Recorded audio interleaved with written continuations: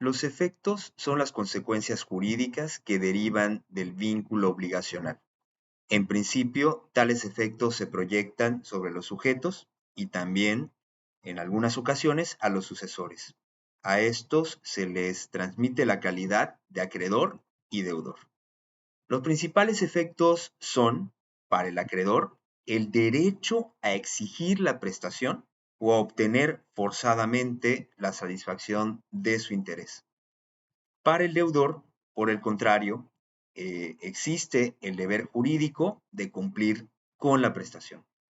Sobre el acreedor también recaen ciertos deberes, como es el de actuar de buena fe y prestar la colaboración necesaria para que la prestación se cumpla en tiempo y forma.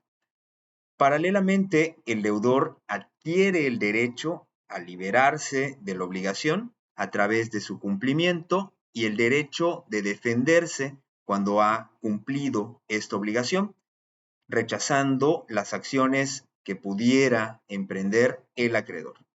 La principal forma de cumplir con una obligación, evidentemente, es pagándola. El pago produce un efecto en la obligación que consiste en su terminación. La obligación se extingue cuando se paga lo pactado. La consignación es el depósito judicial de dinero u otros objetos en manos de una tercera persona encargada de hacerlo llegar al acreedor. Es decir, que no es el deudor quien paga directamente, sino que recurre a las autoridades judiciales para que sean estas quienes hagan el pago y se cumpla debidamente con la obligación.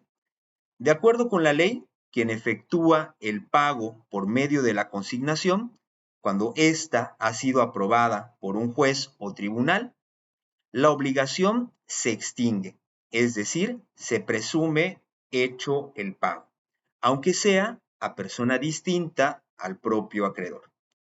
El incumplimiento de las obligaciones trae también consecuencias. El que contraviene una obligación de no hacer pagará daños y perjuicios en beneficio del acreedor por el solo hecho de la contravención. Si el acreedor se viere también afectado por el incumplimiento del deudor, perdiendo parte de su patrimonio o bien en peligro de perder dinero como consecuencia, nacerá otra responsabilidad del deudor consistente en reparar las pérdidas subsecuentes, además de cumplir con su obligación originalmente pactada. El artículo 2119 del Código Civil Federal señala que habrá evicción cuando el que adquirió alguna cosa fuere privado de todo o parte de ella por sentencia que cause ejecutoria, en razón de algún derecho anterior a la adquisición.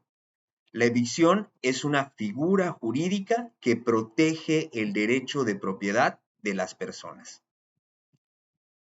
Existe también la figura jurídica del saneamiento por evicción, el cual viene a ser la obligación que tiene el vendedor de una cosa cuando el comprador de la misma se considera que es perturbado o despojado en todo o en parte. Esta situación de perturbación o despojamiento se produce cuando al comprador se le ha impedido entrar en la posesión, cuando ese derecho correspondía a una tercera persona.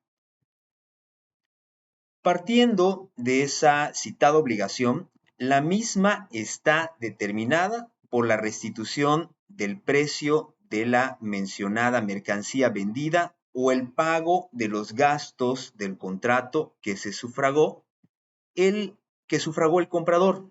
Todo esto sin olvidar que tiene también el deber de hacerle frente al abono de las costas que el comprador sufragó por una demanda, entre otros.